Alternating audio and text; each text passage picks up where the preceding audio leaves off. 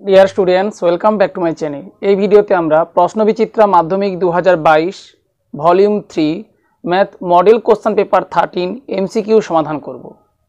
নিম্নলিখিত প্রশ্নগুলির প্রতিটি ক্ষেত্রে সঠিক উত্তরটি নির্বাচন করো।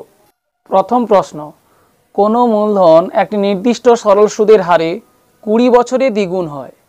একই সরল সুদের হারে ওই মূলধন 3 গুণ হবে 30 বছরে, 35 বছরে, 40 বছরে, 30 বছরে। অপশান এ এবং ডি একই আছে। মনে করি নির্ণীয় সময় টি বছর, যেখানে মূলধন পি টাকা এবং বার্ষিক সরল সুদের হার R%। প্রশ্নানুসারে পি প্লাস পি টাকার বার্ষিক R% সরল সুদের হারে 20 বছরের সুদ P into 20 into R/100 equals P টাকার দ্বিগুণ 2p টাকা ইকুয়ালস 2p, বা উভয় পক্ষকে পি দিয়ে ভাগ করে পাই 1 প্লাস R/5 ইকুয়ালস 2, বা R/5 ইকুয়ালস 2 মাইনাস 1 1, বা R ইকুয়ালস 1 ইন্টু 5 5। আবার পি প্লাস পি টাকার বার্ষিক R% সরল সুদের হারে টি বছরের সুদ পি ইন্টু টি ইন্টু, এক্ষেত্রে আমরা আর এর মান 5 বসিয়ে দিই, বাই 100 ইকুয়ালস পি টাকার 3 গুণ 3p টাকা ইকুয়ালস 3p, আর ইকুয়ালস 5 বসিয়ে, বা এক্ষেত্রেও উভয় পক্ষকে প্রথমে পি দিয়ে ভাগ করে নেব।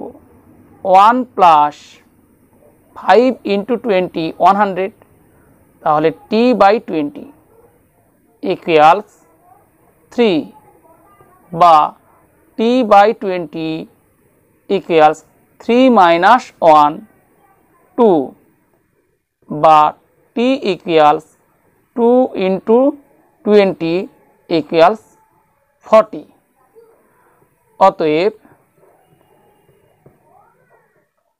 নির্ণীয় সময় 40 বছর, অর্থাৎ একই সরল সুদের হারে ওই মূলধন 3 গুণ হবে 40 বছরে। সম্ভাব্য 4টি উত্তরের অপশান সিতে আছে 40 বছরে, অপশান সি 40 বছরে সঠিক উত্তর।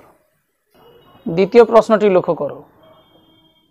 অমল ও বিমল একটি ব্যবসা শুরু করে। অমল 500 টাকা 9 মাসের জন্য এবং বিমল কিছু টাকা 6 মাসের জন্য ব্যবসায় নিয়োজিত করে। ব্যবসায় মোট লাভ হয় 69 টাকা এবং বিমল লাভের 46 টাকা পায়। ব্যবসায় বিমলের মূলধন 1500 টাকা, 3000 টাকা, 4500 টাকা, 6000 টাকা। মনে করি ব্যবসায় বিমলের মূলধন পি টাকা। প্রশ্নানুসারে এখানে অমল 9 মাসের জন্য 500 টাকা, বিমল 6 মাসের জন্য পি টাকা বিনিয়োগ করেছে। অংশীদারগণ বিভিন্ন সময়ের জন্য তাদের অর্থ বিনিয়োগ করেছে, সুতরাং এটি মিশ্র অংশীদারি কারবার সংক্রান্ত একটি সমস্যা। এখানে অংশীদারগণের সময়ের সাপেক্ষে মূলধনের অনুপাত সমান লভ্যাংশের অনুপাত হবে। বিমল 6 মাসের জন্য পি টাকা দিয়েছে, অর্থাৎ 1 মাস হিসেবে বিমলের মূলধন পি ইন্টু 6 এবং 1 মাস হিসেবে অমলের মূলধন 500 ইন্টু 9 ইকুয়ালস তাদের লভ্যাংশের অনুপাত। বিমল লাভের 46 টাকা পায়, তাহলে 46 বাই মোট লাভ 69, সেখান থেকে অমল পাবে 69 মাইনাস 46, বা 6p by 500 into 9 equals 46 by 23 equals 2/1, বা p equals 2 into 500 into 9 whole divided by 6, 2 গুণ 3 6, 3 গুণ 3 9, বা P ইকুয়ালস 5 3 15, 1500। অতএব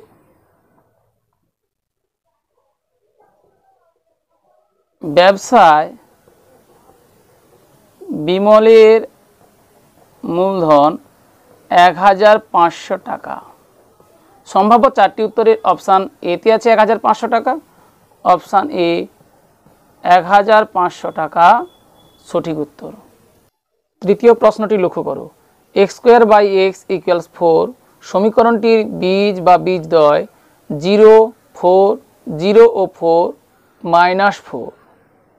প্রদত্ত সমীকরণ x square by x equals 4 বা x square equals 4 into x 4x, বা x square minus 4x equals 0, বা উভয় পদ থেকে এক্স কমন নিয়ে পাই x into x minus 4 equals 0। যেহেতু এক্স স্কোয়ার বাই এক্স এই ভগ্নাংশ আকারের বা মূলদ সংখ্যার আকারের, হরে এক্স আছে, অতএব এক্স নট ইকুয়াল 0। কারণ আমরা জানি পি বাই কিউ আকারে প্রকাশিত সংখ্যা যেখানে কিউ নট ইকুয়াল 0 সেটিই মূলদ সংখ্যা। অতএব দুটি সংখ্যার গুণফল 0, একটি 0 নয়, সেক্ষেত্রে অপরটি অবশ্যই 0 হবে। X minus 4 equals 0। X minus 4 equals 0 সমীকরণ থেকে আমরা পাচ্ছি এক্স ইকুয়ালস 4। অতএব প্রদত্ত সমীকরণের বীজ 4 বা প্রদত্ত সমীকরণের সমাধান এক্স ইকুয়ালস 4। সম্ভাব্য চারটি উত্তরের অপশান বিতে আছে 4, অপশান বি 4 এক্ষেত্রে সঠিক উত্তর। X square by x equal 4 না হয়ে যদি সরাসরি দেওয়া থাকতো এক্স স্কোয়ার ইকুয়ালস 4x, তখন এই একচল বিশিষ্ট দ্বিঘাত সমীকরণটির দুটি বীজ পাওয়া যেত। একটি বীজ এক্সের মান 4, অপর বীজ এক্সের মান 0, অর্থাৎ দুটি বীজ 4 এবং 0 হতো। কিন্তু এক্স স্কোয়ার বাই এক্স আকারে থাকার জন্য, অর্থাৎ মূলদ সংখ্যার আকারে থাকার জন্য হরে প্রদত্ত এক্স নট ইকুয়াল 0, দুটি সংখ্যার গুণফল 0, একটি 0 নয়, সুতরাং অপরটি 0। এখান থেকে আমরা পেলাম এক্স ইকুয়ালস 4। অতএব প্রদত্ত সমীকরণের বীজ 4। চতুর্থ প্রশ্নটি লক্ষ্য করো, এ বি ও সিডি দুটি সমান্তরাল যে যাদের প্রত্যেকটির দৈর্ঘ্য 16 সেমি, বৃত্তের ব্যাসার্ধের দৈর্ঘ্য 10 সেমি হলে যে দুটির মধ্যে দূরত্ব 12 সেমি, 16 সেমি, 20 সেমি, 5 সেমি। ধরা যাক ও কেন্দ্রীয় বৃত্তের এ বি ও সিডি দুটি সমান্তরাল যে যাদের প্রত্যেকটির দৈর্ঘ্য 16 সেমি, বৃত্তের ব্যাসার্ধের দৈর্ঘ্য 10 সেমি, অর্থাৎ ও বি সমান 10 সেমি। এখন বৃত্তের এ বি ও সিডি যে দুটির মধ্যে দূরত্ব নির্ণয় করতে হবে। বৃত্তের কেন্দ্র ও থেকে এ বি জায়ের উপর ও পি লম্ব এবং সিডি জায়ের উপর ও কিউ লম্ব অঙ্কন করলাম। আমরা জানি বৃত্তের কেন্দ্র থেকে ব্যাস নয় এরূপ কোনো জায়ের উপর লম্ব অঙ্কন করলে তা ওই জায়গাকে সমদ্বিখণ্ডিত করে। তাহলে ও পি লম্ব এ বি এবং ও কিউ লম্ব সিডি, অতএব পি এ বি এর মধ্যবিন্দু, কিউ সিডি এর মধ্যবিন্দু। যেহেতু এ বি সমান্তরাল সিডি, আসলে পি ও কিউ সমরেখ। ও পি সমান ও কিউ আমরা সরাসরি লিখে ফেলি, ও পি সমান O Q. P A B এর মধ্যবিন্দু, কিউ সিডি এর মধ্যবিন্দু, পিবি সমান হাফ অফ এবি, এবি সমান সিডি সমান হাফ অফ 16 সেমি ইকুয়ালস 8 সেমি। অতএব ওপি সমান square root of OB square minus PB square, কারণ পিবি ও সমকোণী ত্রিভুজের পি কোণ সমকোণ, যার অতিভুজ ওবি, সমকোণ সংলগ্ন একটি বাহু পিবি, অপর বাহু ওপি। ওপি সমান square root of OB square minus PB square সমান স্কোয়ার রুট অফ ওবি, বৃত্তটির ব্যাসার্ধের দৈর্ঘ্য 10 সেমি প্রদত্ত, 10 স্কোয়ার মাইনাস পিবি, এবি এর অর্ধেক 8 সেমি, 8 স্কোয়ার সেমি equal square root of 100 minus 64 সেমি ইকুয়াল স্কোয়ার রুট অফ 36 সেমি ইকুয়াল 6 সেমি। অতএব পি কিউ অর্থাৎ যে দুটির মধ্যে দূরত্ব সমান 2 ইন্টু ওপি, কারণ ওপি সমান ও কিউ সমান 2 ইন্টু 6 সেমি সমান 12 সেমি। কোনো বৃত্তের সমান দৈর্ঘ্যের যে কেন্দ্র থেকে সমদূরবর্তী, সেই হিসেবে ও বিন্দু থেকে এবি এর দূরত্ব সিডি এর দূরত্ব সমান, কিন্তু পি কিউ এর দূরত্ব ওপি এর দ্বিগুণ করলাম কেন? আসলে পি ও কিউ সমরেখ বলে। সমরেখ কেন? এক্ষেত্রে এবি এবং সিডি শুধু দৈর্ঘ্যে সমান নয়, তারা সমান্তরাল। যেহেতু সমান্তরাল, সুতরাং P O Q সমরেখ। P O Q সমরেখ, ওপি সমান ও কিউ, তাই ওপি এর দ্বিগুণ সমান পি কিউ। যে দুটির মধ্যে দূরত্ব 12 সেমি, অপশান এতে আছে 12 সেমি, অপশান এ 12 সেমি সঠিক উত্তর। পঞ্চম সমস্যাটি লক্ষ্য করো। অকেন্দ্রীয় বৃত্তের এবি একটি ব্যাস, এ বি সি ডি বৃত্তস্থ চতুর্ভুজ, কোণ A B C equals 65 degree এবং কোণ D A C equals 40 degree হলে কোণ বি সি ডি অর্থাৎ এ বি সি ডি বৃত্তস্থ চতুর্ভুজের সি কোণের মান 75 ডিগ্রি, 105 ডিগ্রি, 115 ডিগ্রি, 80 ডিগ্রি। অকেন্দ্রীয় বৃত্তের এবি একটি ব্যাস, এবিসিডি বৃত্তস্থ চতুর্ভুজ অর্থাৎ সি বৃত্তের উপস্থিত একটি বিন্দু। অতএব কোণ এ সি বি অর্ধবৃত্তস্থ কোণ। আমরা জানি অর্ধবৃত্তস্থ কোণ সমকোণ। অতএব কোণ A C B equals 90 degree. ত্রিভুজ এ বি সি এর কোণ সি ইকুয়ালস 90 ডিগ্রি আমরা নির্ণয় করলাম, কোণ বি ইকুয়ালস 65 ডিগ্রি প্রদত্ত। অতএব কোণ এ অর্থাৎ কোণ বিএসি ইকুয়ালস সমকোণী ত্রিভুজের একটি সূক্ষ্ম কোণ 90 ডিগ্রি মাইনাস অপর সূক্ষ্ম কোণ ইকুয়ালস 25 ডিগ্রি। অতএব কোণ BAD equals 25 degree plus 40 degree. যেহেতু কোণ ডিএসি ইকুয়ালস 40 ডিগ্রি প্রদত্ত ইকুয়ালস 65 ডিগ্রি। যেহেতু এবিসিডি বৃত্তস্থ চতুর্ভুজ, অতএব কোণ বিসিডি অর্থাৎ এবিসিডি বৃত্তস্থ চতুর্ভুজের সি কোণ ইকুয়ালস 180 ডিগ্রি মাইনাস কোণ এ বা কোণ বিএডি।